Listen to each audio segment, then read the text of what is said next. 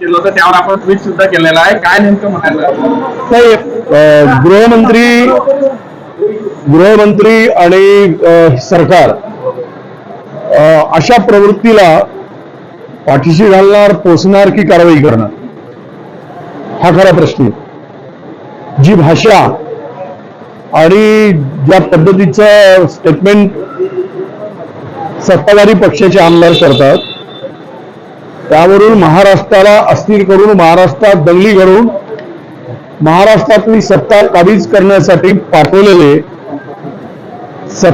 सत्ताधाऱ्यांनी पाठवलेले किंवा सत्ताधाऱ्यांच्या तोंडातून बोलवण्यासाठी हे पोचलेली काही